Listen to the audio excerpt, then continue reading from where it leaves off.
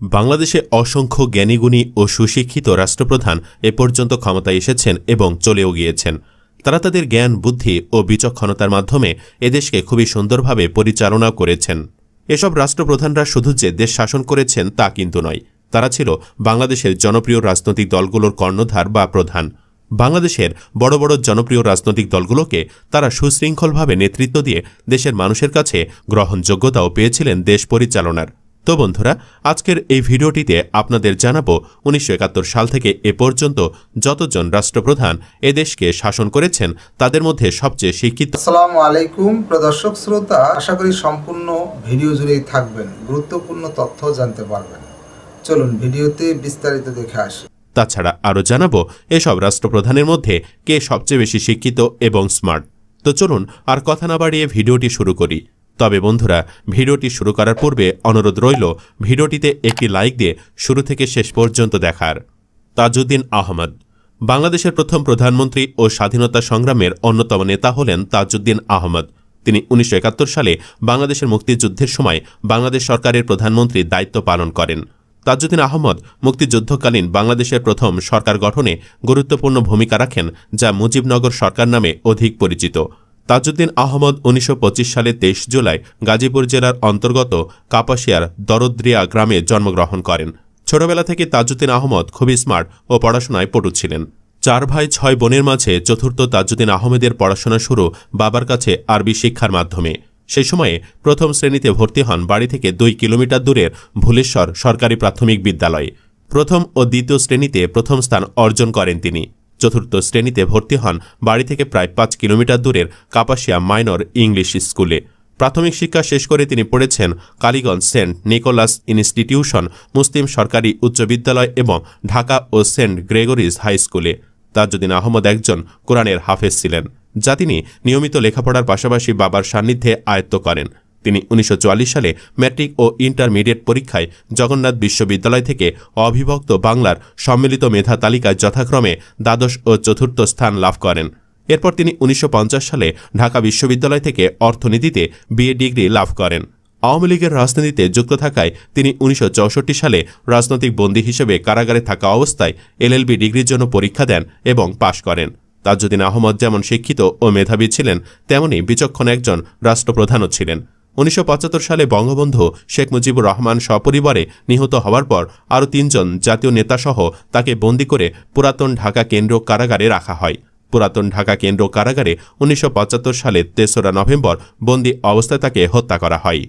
বঙ্গবন্ধু শেখ মুজিবুর রহমান বাংলাদেশে বসবাস করে, অথচ শেখ মুজিবুর রহমানকে চিনে না এমন লোক খুঁজে পাওয়া দুষ্কর। শেখ মুজিবুর রহমান ছিলেন বাংলাদেশের প্রথম রাষ্ট্রপতি ও দক্ষিণ এশিয়ার অন্যতম প্রভাবশালী রাজনৈতিক ব্যক্তিত্ব।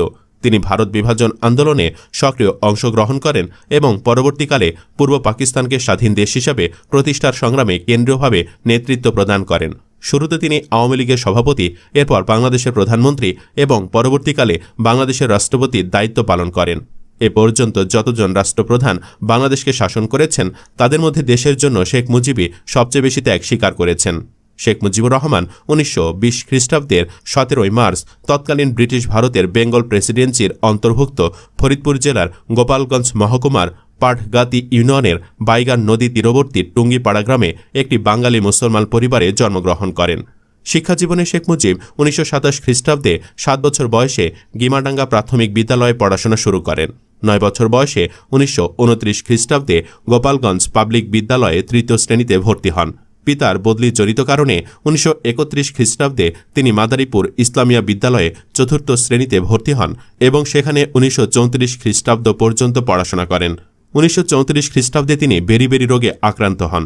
এ কারণে তিনি ১৯৩৪ খ্রিস্টাব্দ থেকে ১৯৩৮ খ্রিস্টাব্দ পর্যন্ত ৪ বছর বিদ্যালয়ের পাঠ চালিয়ে যেতে পারেননি।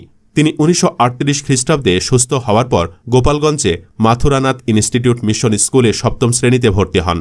পরবর্তীকালে গোপালগঞ্জ মিশনারি স্কুল থেকে তিনি ১৯৪২ খ্রিস্টাব্দে ম্যাট্রিকুলেশন পাশ করেন।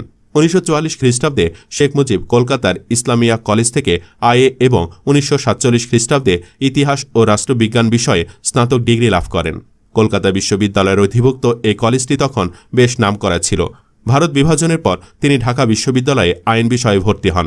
তবে চতুর্থ শ্রেণীর কর্মচারীদের দাবি দেওয়ার প্রতি বিশ্ববিদ্যালয় কর্তৃপক্ষের উদাসীনতার বিরুদ্ধে বিক্ষোভ প্রদর্শনে উস্কানি দেওয়ার অভিযোগে বিশ্ববিদ্যালয় কর্তৃপক্ষ তাকে 1949 খ্রিস্টাব্দে বহিষ্কার করে। পরবর্তীকালে 2010 খ্রিস্টাব্দের 14 আগস্ট ঢাকা বিশ্ববিদ্যালয় কর্তৃপক্ষ এই বহিষ্কারাদেশ প্রত্যাহার করে নেয়। তাছাড়া বাংলাদেশ রাষ্ট্র গঠনে শেখ মুজিবের ভূমিকা অপরিসীম। তবে সম্প্রতি তার কন্যা শেখ হাসিনার কারণে তাকে অপমান অপদস্থ করছেন অনেকে। জিয়াউর রহমান ছিলেন বাংলাদেশের 8ম রাষ্ট্রপতি, প্রাক্তন সেনাপ্রধান এবং একজন বীরোত্তম উপাধিপ্রাপ্ত মুক্তিযোদ্ধা। তাছাড়া তিনি বাংলাদেশের সবচেয়ে জনপ্রিয় রাজনৈতিক দল বাংলাদেশ জাতীয়তাবাদী দল বিএনপির প্রতিষ্ঠাতা। জিয়াউর রহমান 1936 সালের 19 জানুয়ারি তারিখে ব্রিটিশ বেঙ্গলের বগুড়া জেলার নসিপুর ইউনিয়নের বাগবাড়ি গ্রামে জন্মগ্রহণ করেন। তার শৈশবের কিছুকাল বগুড়ার গ্রামে ও কিছুকাল কলকাতা নগরীতে অতিবাহিত হয়। ভারতবর্ষ বিভাগের পর তার পিতা পশ্চিম পাকিস্তানের করাচি নগরীতে চলে যান। তখন জিয়া কলকাতার হেয়ার স্কুল ত্যাগ করেন এবং করাচি একাডেমি স্কুলে ভর্তি হন। ওই বিদ্যালয় থেকে তিনি 1952 সালে কৃতিত্বের সঙ্গে মাধ্যমিক শিক্ষা সমাপ্ত করেন এবং তারপর 1953 সালে করাচিতে ডিজে কলেজে ভর্তি হন। শিক্ষাজীবনে উর্দু ও ইংরেজি ভাষায় শিক্ষা গ্রহণ করায় তিনি বাংলায় কথা বলতে পারলেও সাবলীলভাবে বাংলা লিখতে ও পড়তে পারতেন না। 1953 সালে তিনি কাকুল মিলিটারি একাডেমিতে পাকিস্তান সেনাবাহিনীর অফিসার ক্যাডেট রূপে যোগদান করেন। প্রেসিডেন্ট থাকা অবস্থায় তিনি এক ব্যর্থ সামরিক অভ্যুত্থানে 1981 সালে 30 মে নিহত হন। হুসেন মোহাম্মদ এরশাদ বাংলাদেশের সাবেক সেনাপ্রধান ও রাজনীতিবিদ, যিনি 1983 থেকে 1990 সাল পর্যন্ত বাংলাদেশের রাষ্ট্রপতি ছিলেন। রাষ্ট্রপতি হিসাবে তার দেশ পরিচালনাকে অনেকেই সামরিক এক নায়কতন্ত্রের সাথে তুলনা করেন। পরবর্তীতে তিনি জাতীয় পার্টি নামক রাজনৈতিক দল প্রতিষ্ঠা করেন। হুসেন মোহাম্মদ এরশাদ 1930 সালের 1 ফেব্রুয়ারি তারিখে তিনি দিনহাটা শহর, কোচবিহার জেলা, জলপাইগুড়ি বিভাগ, পশ্চিমবঙ্গ রাজ্য, ভারতে জন্মগ্রহণ করেন। তিনি রংপুর জেলায় শিক্ষা গ্রহণ করেন এবং 1950 সালে ঢাকা বিশ্ববিদ্যালয় থেকে স্নাতক ডিগ্রি লাভ করেন। বাংলাদেশের রাষ্ট্রপ্রধানদের মধ্যে এরশাদও বেশ জনপ্রিয় শাসক ছিলেন। হুসেন মোহাম্মদ এরশাদ শারীরিক অসুস্থতার কারণে 2019 সালের 14 জুলাই মৃত্যুবরণ করেন। ফখরুদ্দীন আহমদ বাংলাদেশের সরকার প্রধানদের মধ্যে ফখরুদ্দীন আহমদও বেশ আলোচিত নাম। ফখরুদ্দীন আহমেদ হলেন একজন বাংলাদেশি অর্থনীতিবিদ, সাবেক সচিব এবং বাংলাদেশের কেন্দ্রীয় ব্যাংক বাংলাদেশ ব্যাংকের সাবেক গভর্নর। অস্থির রাজনৈতিক পরিস্থিতির মাঝে 2007 সালের 12 জানুয়ারি তিনি বাংলাদেশের তত্ত্বাবধায়ক সরকারের প্রধান উপদেষ্টার দায়িত্ব গ্রহণ করেন এবং 2009 সালের জানুয়ারিতে সংসদ নির্বাচনের আগ পর্যন্ত দায়িত্ব পালন করেন। প্রধান উপদেষ্টার দায়িত্ব পালনকালে দেশের উন্নয়নে তিনি বেশ কিছু দেশ সংস্কারের কাজ করেছিলেন, যা বাংলাদেশের মানুষ সারা জীবনেই মনে রাখবে। ড ফখরুদ্দীন আহমেদ 1940 সালের 1 মে বাংলাদেশের মুন্সিগঞ্জ জেলার টঙ্গীবাড়ি উপজেলার ধীপুর ইউনিয়নের রবনগরকান্দি গ্রামে জন্মগ্রহণ করেন। তো চলুন এবার জেনে নেই তার শিক্ষাগত যোগ্যতা সম্পর্কে। ফখরুদ্দীন আহমেদ ঢাকা বিশ্ববিদ্যালয় থেকে অর্থনীতি বিষয়ে 1960 এবং 1961 সালে যথাক্রমে স্নাতক এবং স্নাতকোত্তর উভয়টিতে প্রথম শ্রেণীতে উত্তীর্ণ হন। তিনি যুক্তরাষ্ট্রের মাসাচুয়েটসের উইলিয়ামস কলেজ থেকে উন্নয়ন অর্থনীতিতে মাস্টার্স এবং প্রিন্সটন বিশ্ববিদ্যালয় থেকে অর্থনীতিতে ডক্টরেট সম্পন্ন করেন। শিক্ষাজীবন সম্পন্নের পর তিনি কিছুকাল ঢাকা বিশ্ববিদ্যালয়ে শিক্ষকতাও করেছেন। এ থেকে বোঝাই যাচ্ছে ব্যক্তি হিসাবে ফখরুদ্দীন আহমদ খুবই মেধাবী ও পাণ্ডিত্যের অধিকারী ছিলেন। খালেদা জিয়া বাংলাদেশের প্রথম মহিলা সরকার প্রধান ও বাংলাদেশের তিনবারের প্রধানমন্ত্রী হলেন খালেদা জিয়া। তার স্বামী জিয়াউর রহমানের শাসনকালে তিনি ফার্স্ট লেডি ছিলেন। তিনি বর্তমানে বাংলাদেশ জাতীয়তাবাদী দল বিএনপির চেয়ারপারসন ও দলনেত্রী, যা তার স্বামী জিয়াউর রহমান কর্তৃক 1978 সালে প্রতিষ্ঠিত হয়। বেগম খালেদা জিয়ার জন্মনাম খালেদা খানম পুতুল। 15 আগস্ট 1945 সালে দিনাজপুরে তিনি জন্মগ্রহণ করেন। খালেদা জিয়া 5 বছর বয়সে দিনাজপুরের মিশন স্কুলে ভর্তি হন। এরপর তিনি দিনাজপুর সরকারি বালিকা উচ্চ বিদ্যালয় থেকে 1960 সালে ম্যাট্রিকুলেশন পাশ করেন। একই বছর তিনি জিয়াউর রহমানকে বিয়ে করেন। এরপর থেকে তিনি খালেদা জিয়া বা বেগম খালেদা জিয়া নামে পরিচিতি লাভ করেন। তিনি স্বামীর সাথে পশ্চিম পাকিস্তানে বসবাসের পূর্বে 1965 সাল পর্যন্ত দিনাজপুরের সুরেন্দ্রনাথ কলেজে পড়াশোনা করেন। তবে তার শিক্ষাগত যোগ্যতা নিয়ে জনমনে অনেক প্রশ্ন রয়েছে। কেউ কেউ বলেন বেগম খালেদা জিয়া এসএসসি পরীক্ষা দিয়েছিলেন কিন্তু পাশ করতে পারেননি। আবার অনেকে বলেন 8ম পাশ করেছেন তিনি, কারণ তিনি তার বিখ্যাত জীবন ও রাষ্ট্রীয় শিক্ষাগত যোগ্যতার জায়গায় সুশিক্ষিত লিখেন, যে কারণে তার শিক্ষাগত যোগ্যতা নিয়ে অনেকে প্রশ্ন তোলেন। শেখ হাসিনা বাংলাদেশের ক্ষমতাচ্যুত সাবেক প্রধানমন্ত্রী ও আওয়ামী লীগের সভানেত্রী হলেন শেখ হাসিনা। তিনি 1996 সাল থেকে 2001 সাল এবং পরবর্তীতে 2009 সাল থেকে 2024 পর্যন্ত বাংলাদেশের প্রধানমন্ত্রী ছিলেন। শেখ হাসিনা বাংলাদেশের প্রথম রাষ্ট্রপতি শেখ মুজিবুর রহমানের কন্যা। তাছাড়া তিনি ছিলেন বাংলাদেশের ইতিহাসে সবচেয়ে দীর্ঘ সময় ধরে দায়িত্ব পালনকারী প্রধানমন্ত্রী।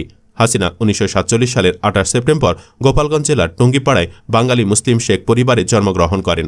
তো চলুন বন্ধুরা, এবার জেনে নেই তার শিক্ষাগত যোগ্যতা সম্পর্কে।